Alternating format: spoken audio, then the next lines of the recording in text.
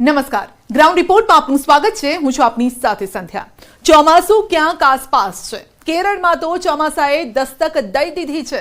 ગાજવીજ સાથે મેઘરાજા તોફાની બેટિંગ પણ કરી રહ્યા છે અને હવે તેઓ કર્ણાટક, ગોવા, મુંબઈ અને ત્યારબાદ ગુજરાત તરફ આગળ વધવાના છે।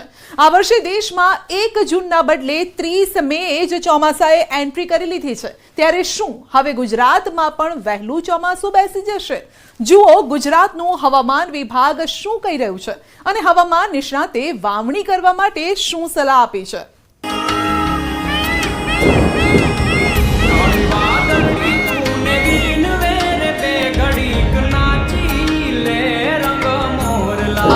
વરસાદ, ઢેબરિયો વરસાદ, દેશમાં ચોમાસાની દસ્તક। 2024માં ચોમાસાની અનોખી એન્ટ્રી।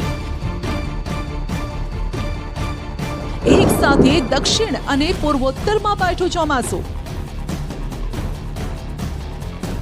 જો કે ગુજરાતમાં ચોમાસાની ઠંડક મેળવવા હજુ થોડી રાહ જોવી પડશે। કાળઝાળ ગરમીથી લોકો તોબા પોકારી રહ્યા છે ત્યારે રાહતના સમાચાર સામે આવ્યા છે। ભારતીય હવામાન વિભાગે જાહેરાત કરી છે કે દેશમાં ચોમાસાએ દસ્તક આપી દીધી છે। દર વર્ષની જેમ આ વર્ષે પણ કેરળમાં ચોમાસાએ મંડાણ કર્યું છે। જો કે આ વખતે નવાઈની વાત એ છે કે પૂર્વોત્તરના રાજ્યોમાં પણ કેરળ સાથે જ ચોમાસાની એન્ટ્રી થઈ છે। એટલે કે દેશની સાથે સાથે ગુજરાતના ખેડૂતો માટે પણ આ ખુશીના સમાચાર છે। ભારતમાં ચોમાસાએ 2 દિવસ વહેલા દસ્તક લીધી છે અને હવે મેઘરાજા કર્ણાટક, ગોવા, મુંબઈ બાદમાં ગુજરાતના દરવાજા ખખડાવવા માટે તેજ ગતિથી આગળ વધી રહ્યા છે।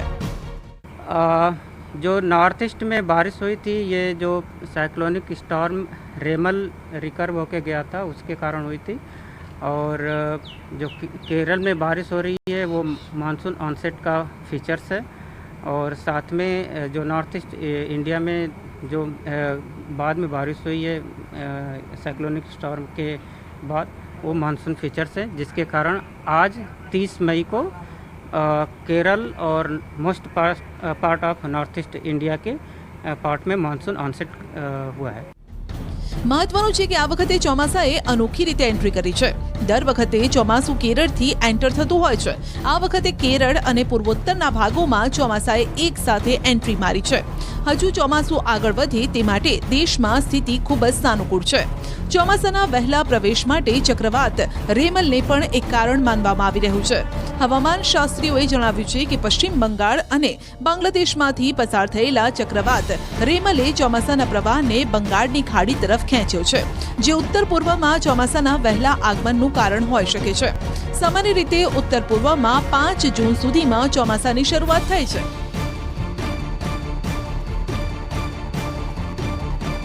જ્યારે કે સામાન્ય રીતે 1 જૂને કેરળમાં ચોમાસાનું આગમન થતું હોય છે। આ વખતે ખેડૂતો માટે ખૂબ જ આનંદના સમાચાર છે। દેશમાં ચોમાસાએ 2 દિવસ વહેલા દસ્તક આપી છે।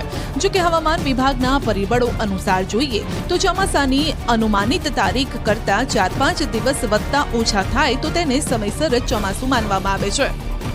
આમ તો નૈઋત્યના ચોમાસાએ કેરળમાં દસ્તક દેતા જગતના તાતના હૈયે ટાઢક પડી છે। દેશમાં ચોમાસું આગળ વધવા માટે સાનુકૂળ પરિસ્થિતિ સર્જાતા ખેડૂતોને વહેલા વાવણી થવાની પણ આશા બંધાઈ છે। કેરળમાં ચોમાસાના આગમન બાદ સામાન્ય રીતે 15 દિવસમાં ગુજરાતમાં મેઘ સવારી આવી પહોંચે છે, જેથી 15 જૂન સુધીમાં રાજ્યમાં ચોમાસાની પધરામણી થાય તેવી શક્યતા છે। 2 થી 3 દિવસમાં ચોમાસું કર્ણાટક સુધી પહોંચી જશે, ત્યારબાદ ધીમે ધીમે ગુજરાત તરફ આગળ વધશે।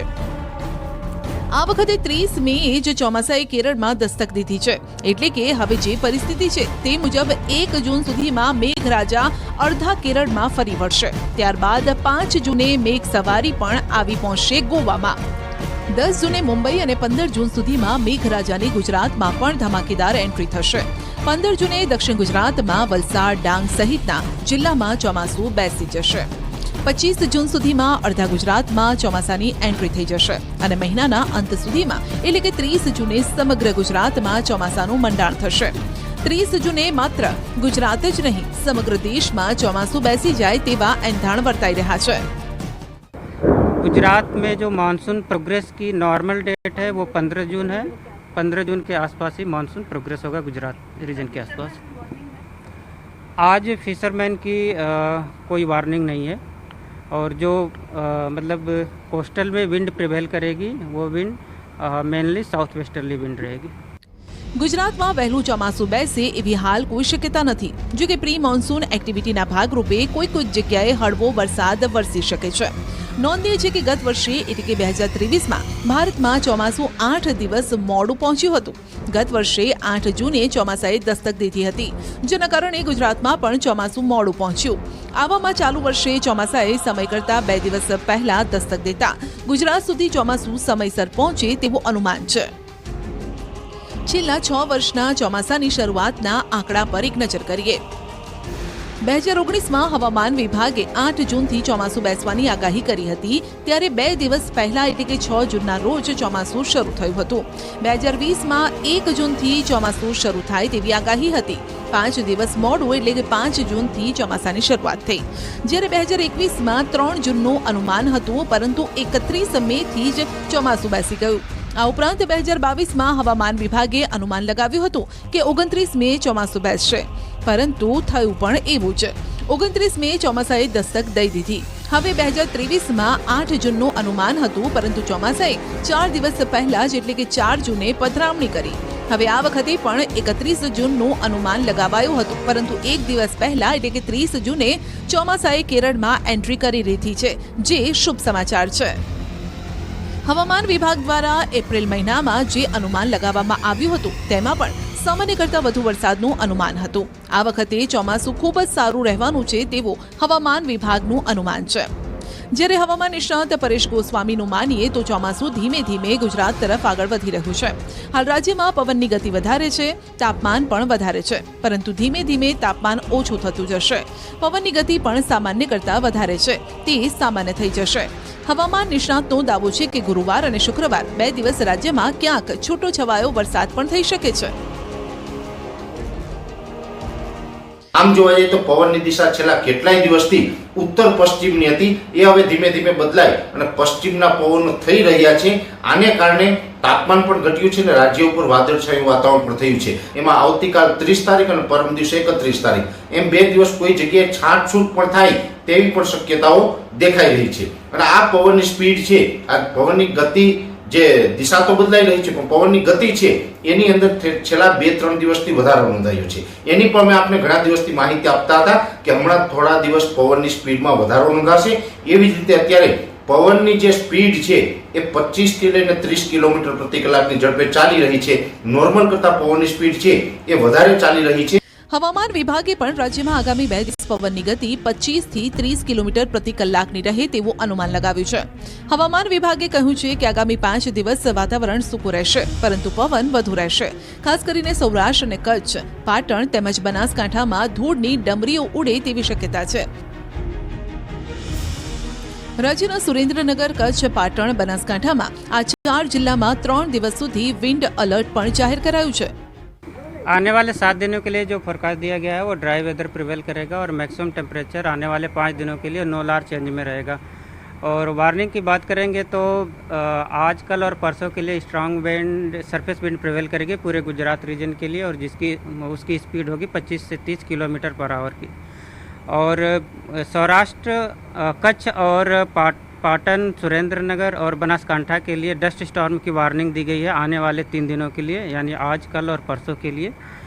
હવામાન વિભાગ દ્વારા ભારે પવન ફૂંકાવાની આગાહીના પગલે નવસારી જિલ્લાનું વહીવટી તંત્ર એલર્ટ થયું છે અને નવસારીમાં આવેલા 2 મહત્વના બીચ દાંડી અને ઉમરાટ દરિયા કિનારો સહેલાણીઓ માટે તાત્કાલિક ધોરણે બંધ કરાયો છે। દરિયામાં કરંટ પણ જોવા મળતા સાવચેતીના ભાગરૂપે બંને બીચ પર સહેલાણીઓના હરવા ફરવા પર પ્રતિબંધ છે। એટલું જ નહીં, કોઈ અનિચ્છનીય બનાવ ન બને તે માટે હાલમાં ચુસ્ત પોલીસ બંદોબસ્ત ગોઠવી દેવાયો છે। 2/6/2024 સુધી રાજ્યમાં ભારે પવન ફૂંકાવાની શક્યતા રહેલી છે, જેને ધ્યાનમાં રાખીને મહેરબાન કલેક્ટર સાહેબના આદેશ મુજબ જિલ્લા વહીવટીતંત્ર દ્વારા નવસારી જિલ્લામાં આવેલ દાંડી અને ઉભરાટના દરિયા કિનારાઓમાં તકેદારીના ભાગરૂપે તાત્કાલિક અસરથી બંધ રાખવામાં આવેલ છે. એટલા માટે કે ખાસ કરીને વેકેશનનો જે માહોલ ચાલી રહ્યો છે અને એ વેકેશન પૂર્ણતાને આરે આવ્યું છે ત્યારે શનિ રવિની રજાઓ પણ સામે આવી રહી છે અને જે લોકો જે સહેલાણીઓનો ઘસારો વધે એવી સંભાવનાઓ પણ સામે સેવાઈ રહી છે અને કોઈ અનિચ્છનીય બનાવ ન બને જેને લઈને વહીવટી તંત્ર એલર્ટ બની ચૂક્યું છે. નવસારી જિલ્લાના દાંડી અને ઉભરાટ દરિયા કિનારે વહીવટી તંત્ર દ્વારા પોલીસ જવાનોને ખડકી દેવામાં આવ્યા છે. દરિયા કિનારે આવતા લોકોને દરિયા કિનારે ન જવા માટે અટકાવવામાં આવી રહ્યા છે એટલા માટે કે કોઈ મોટી ઘટના ન બને અને અનિચ્છનીય બનાવ ન બને જેને લઈને વહીવટી તંત્ર પહેલેથી જ એલર્ટ બની ચૂક્યું છે અને આગામી 2 જૂન સુધી નવસારી જિલ્લાના તમામ દરિયા કિનારો એટલે કે ઉભરાટ અને નવસારી જિલ્લાનો જે દાંડી દરિયા કિનારો છે એ સહેલાણીઓ માટે પ્રતિબંધ ફરમાવી દેવામાં આવ્યો છે. દક્ષિણ ગુજરાતના દરિયાકાંઠા વિસ્તારમાં પણ આગામી 24 કલાક અલર્ટ જાહેર કરાયું છે. સુરતના ડુમસના દરિયા કિનારે પવનનું જોર વધ્યું છે. આગામી 3 દિવસ આવો જ પવન રહે તેવું અનુમાન છે. જો કે બીજી તરફ વેકેશનનો માહોલ હોવાથી દરિયા કિનારે અનેક લોકો પ્રવાસ માટે આવી રહ્યા છે. દરિયા કિનારે ઓટનો સમય હોય એટલે દરિયાનું પાણી દૂર હતું. જો કે ભરતી સમયે દરિયામાં ભારે કરંટ પણ જોવા મળી શકે છે.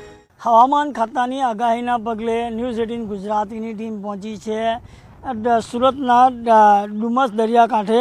દક્ષિણ સુરત તેમજ દક્ષિણ ગુજરાતના દરિયાકાંઠાના વિસ્તારની અંદર આગામી 24 કલાકમાં 40 કિલોમીટરની ઝડપે પવન ફૂંકાવાની આગાહી કરવામાં આવી છે. આગામી 5 દિવસ સુધી સુરત, નવસારી, વલસાડ, તિથલ તેમજ દરિયાઈ વિસ્તારો પર વાદળછાયું વાતાવરણ રહેશે એવી હવામાન ખાતાએ આગાહી કરી છે. હવામાન ખાતાની આગાહીના અનુસાર તીવ્ર દબાણને કારણે 40 કિલોમીટરની ઝડપે પવન ફૂંકાઈ શકે એવી શક્યતાઓ હાલ હવામાન ખાતાએ જાહેર કરી છે. આ સાથે શહેરમાં પણ 20 થી 25 કિલોમીટરની ઝડપે પવન ફૂંકાવાની શક્યતાઓ હાલ વર્તાઈ રહી છે. આગામી 3 દિવસ સુધી પવનનું જોર રહે એવી શક્યતા પણ હવામાન ખાતાએ જણાવી છે. ખાસ કરીને ડુમસના દરિયાકાંઠે હાલ વેકેશનનો માહોલ હોય પ્રવાસીઓનો પણ ધસારો જોવા મળી રહ્યો છે. દ્રશ્યની અંદર તમે જોઈ રહ્યા હતા કે પ્રવાસીઓ પણ અહીં એટલા જ ડુમસ દરિયાકાંઠે ફરવા આવી રહ્યા હતા અને ખાસ કરીને આ હવામાન ખાતાની આગાહીના પગલે પૂરજોશની અંદર પવનના સોસવાટા સાથે પવન હાલ ચાલી રહ્યો છે. કેમેરામેન ભરત બ્રહ્મભટ્ટ સાથે કેતન પટેલ, ન્યૂઝ 18 ગુજરાતી, સુરત. આ તરફ હવામાન નિષ્ણાત પરેશ ગોસ્વામીએ ખેડૂતોને ખેતીકામમાં જોતરાઈ જવા પણ સલાહ આપી છે. આમ જોવા જઈએ તો જેને ખેતરમાં પાણીની વ્યવસ્થા નથી, કૂવા કે બોરની અંદર વ્યવસ્થા નથી અને જે વરસાદ પડે એ પછી જ વાવણી કરવાની છે એના માટે હજી ઘણી બધી વાર છે. પણ જે મિત્રો ઓરવીને વાવેતર કરી રહ્યા છે એના માટે ખરેખર ખૂબ યોગ્ય સમય હવે સ્ટાર્ટ થઈ ગયો છે. કેમ કે જે મે મહિનાનું બીજું અને ત્રીજું અઠવાડિયું હતું તેમાં ખૂબ ઊંચું તાપમાન હતું અને ઊંચા તાપમાનને કારણે ઉગાવવામાં ઘણી વખત ઘટાડો આવતો હોય છે. બિયારણ બરાબર ન ઉગે એટલે ઘણા બધા મિત્રો છે વાવેતર કરતા ન હતા, તાપમાન ઘટવાની રાહ જોઈને બેઠા હતા. એના માટે સારા સમાચાર છે કે હવે આપણે 40 ડિગ્રીની અંદર તાપમાન આવી ગયું છે અને હવે વાવેતર કરવા માટે પણ યોગ્ય સમય છે. એટલે જેને ઓરવીને વાવેતર કરવું હોય, પાણીની વ્યવસ્થા હોય એ બિલકુલ ઓરવીને વાવેતર કરી શકે છે. દેશમાં સરેરાશ 106% વરસાદનું અનુમાન છે. હવામાન વિભાગની આગાહી મુજબ ગુજરાતમાં આ વર્ષે સિઝનમાં વાવણી લાયક વરસાદ રહેવાનો છે. તો સિઝનમાં આ વખતે 106% વરસાદનું પણ અનુમાન છે. જેના ભાગરૂપે જૂન મહિનામાં જ ગુજરાતમાં ચોમાસાની પધરામણી થશે. જો કે જૂનમાં રાજ્યના કેટલાક વિસ્તારમાં સામાન્ય વરસાદ થશે. છેલ્લા 5 વર્ષના આંકડા જોઈએ તો 2023માં હવામાન વિભાગે ચોમાસું સામાન્ય રહેવાનું પૂર્વાનુમાન લગાવ્યું હતું. ચોમાસામાં સામાન્યથી વધુ વરસાદ રહ્યો હતો. 2022માં પણ હવામાન વિભાગે ચોમાસું સામાન્ય રહેશે તેવું પૂર્વાનુમાન કર્યું હતું અને ચોમાસામાં વરસાદ સામાન્યથી વધુ રહ્યો. 2021માં સામાન્ય કહ્યું હતું જે સામાન્ય જ રહ્યું. 2020માં સામાન્ય કહ્યું હતું, સામાન્યથી વધુ વરસાદ રહ્યો. 2019માં પણ સામાન્ય વરસાદની આગાહી હતી. સામાન્યથી જો કે વધુ વરસાદ અહીં જોવા મળ્યો. જો કે મોટાભાગે હવામાન વિભાગનું પૂર્વાનુમાન સત્યની નજીક રહ્યું છે અને મોટાભાગે કહ્યું છે તેના જેટલો જ વરસાદ અથવા તો તેનાથી વધુ વરસાદ જોવા મળ્યો છે. મહત્વનું છે કે સમગ્ર વર્ષ દરમિયાન રાજ્યના ખેડૂતોએ કમોસમી વરસાદ માવઠાનો માર સહન કર્યો છે. અચાનક બદલાતા વાતાવરણમાં સિઝનના પાકને પણ ભારે નુકસાન થયું છે. હવે રાજ્યના ખેડૂતો આશા રાખી રહ્યા છે કે આ વખતનું ચોમાસું સાનુકૂળ રહે.